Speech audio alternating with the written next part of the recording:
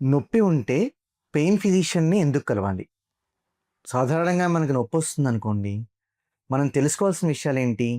నొప్పి ఎక్కడి నుంచి వస్తుంది?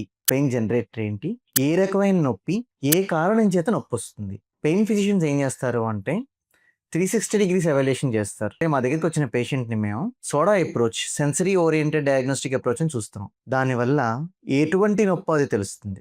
మా దగ్గర ఎప్పుడు ఈ అల్ట్రాసౌండ్ మెషిన్ ఉంటుంది. దీంతో పాటు ఎగ్జామిన్ చేస్తాం. సో, దానివల్ల పెయిన్ జనరేటర్ ఏంటో ఈజీగా తెలుస్తుంది. అనవసరమైన టెస్ట్ చేయాల్సిన అవసరం ఉండదు. మేము కొన్ని డయాగ్నోస్టిక్ బ్లాక్స్ అని చేస్తాం. అంటే ఒక రకమైన ఇంజెక్షన్ ఇస్తాం. ఎక్కడి నుంచి నొప్పొస్తుందో అనుకుంటున్నామో అక్కడ. దానివల్ల పెయిన్ జనరేటర్ ఎగ్జాక్ట్‌గా తెలుస్తుంది. ఒకసారి పెయిన్ జనరేటర్ ఏంటి? అండర్‌లయింగ్ మెకానిజం ఏంటి? ఏ రకమైన నొప్పో తెలిసిన తర్వాత, మా దగ్గర వేరియస్ ట్రీట్మెంట్ ఆప్షన్స్ ఉంటాయి. Radio frequency ablation, neuro modulation, nerve blocks, sympathetic blocks, ఇంట్రాథికల్ pumps.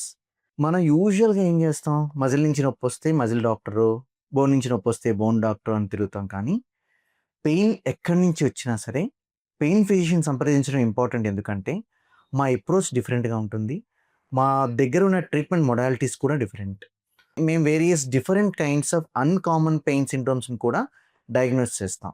So, visit pain physicians if you have pain.